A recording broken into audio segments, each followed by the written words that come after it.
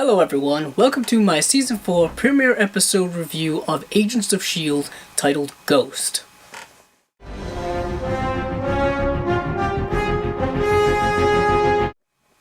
Before I go any further, I want to specify that I will be talking about spoilers in this review, so if you haven't seen the episode yet, please go and watch it and then come back and watch this review, unless of course you want to be spoiled. In between the end of last season and the beginning of this season, the marketing campaign for Agents of S.H.I.E.L.D. has been teasing us with Ghost Rider.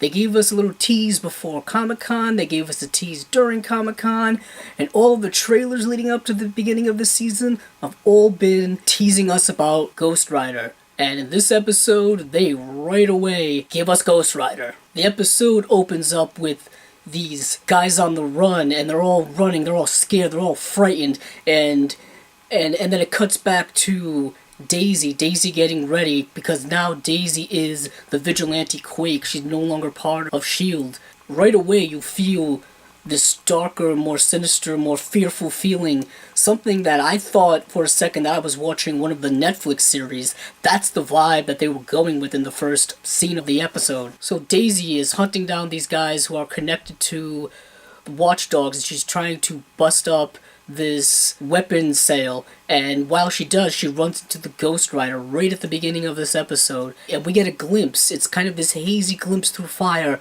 of the Ghost Rider, and these guys just screaming, these guys getting killed maliciously, and it is much, much darker than I think anything else I've seen in this show up until this point. After that big opening, the show comes back down. It comes back down to give us a glimpse at where all the characters are now. Coulson's no longer the director of S.H.I.E.L.D. He's been downgraded back to an agent. He's working along with Mac. May is at HQ. She's training what seems to be new recruits for S.H.I.E.L.D. in hand-to-hand combat. Fitz and Simmons are now in a relationship. What is interesting is that right away they waste no time in mentioning the Sokovia Accords, which took place in Captain America Civil War. Everyone must remember that Agents of S.H.I.E.L.D. takes place within the Marvel Cinematic Universe.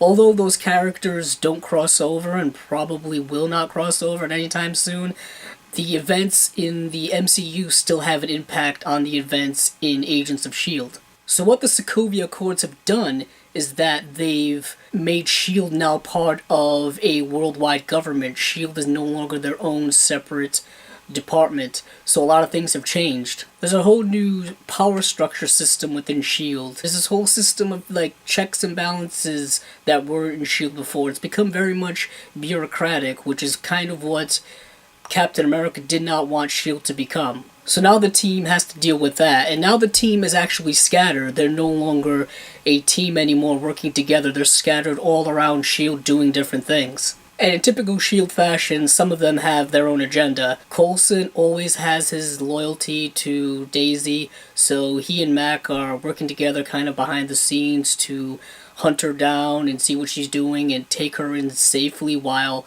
S.H.I.E.L.D. and other governments want to hunt her down and take her out by force. Agent May, of course, never does well with change, let alone new change that has to deal with more authority, is fighting against Simmons when it comes to her relationship with the director. But you get a great scene between them when Simmons tells her that she is under a lot of pressure in her new role, that she is doing everything she can to make sure her friends are taken care of and that nothing bad happens to them, because she still, of course, has a loyalty to the team. Simmons and Fitz are now a couple, so they are dealing with kind of typical couple things when they are in a very kind of difficult work situation. I'm curious how this is going to play out. I really hope it doesn't go the very cliched route that most television series go, where they're together after teasing us for a long time and then they eventually break up. Too many series have done that. I think it's more obvious that this whole AI situation with Radcliffe and Fitz is going to be used as something that's going to cause trouble in Fitz and Simmons' relationship. So it's going to be interesting how long it takes for this whole thing to kind of blow up in Fitz and Radcliffe's face. The best part of the episode for me was towards the end of the episode where we get a fight between Daisy and Ghost Rider. And before I go further, it's a different Ghost Rider that I think a lot of people know of or are familiar with. The Ghost Rider who uses a motorcycle is Johnny Blaze. This Ghost Rider is Robbie Reyes, who drives a 1969 Dodge Charger, but a more modified version of that car, obviously. He is the spirit of vengeance. He is a vigilante. He is going after bad guys, and he rightfully says so right in the middle of the fight with Daisy. Also, during the fight with Daisy, we get to see him in his full Ghost Rider mode. And I have to say, for a network television show, the CGI was very, very good.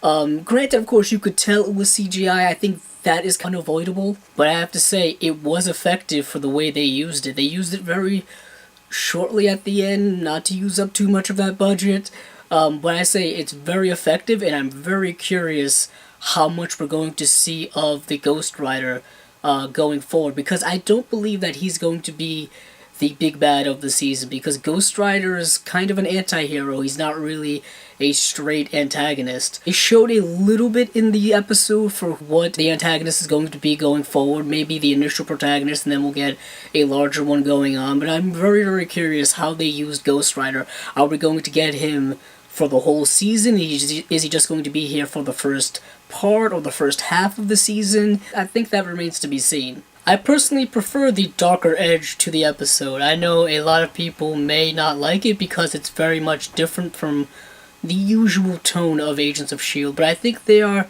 trying to make it a little closer, or at least their version of how the tone in the Netflix series are. But I don't think they'll ever go that dark. I mean, that's something that's unique to the Netflix series. But at least we're getting kind of their version of it. All in all, I think it's a very strong premiere episode for a series that's had its ups and downs, has kind of settled into a groove and kind of understood what it is over the last 2 seasons or so. I know a lot of people jumped ship when they didn't like the first season or didn't like the first couple episodes, but I'll say this. The series has grown, it has evolved into a much better series. So this has been my review of the first episode of Season 4 of Agents of S.H.I.E.L.D. I will be doing more episode reviews for other superhero-related TV series like Arrow, Flash, Supergirl, Gotham, so please stick around because there will be a lot more videos like this to come.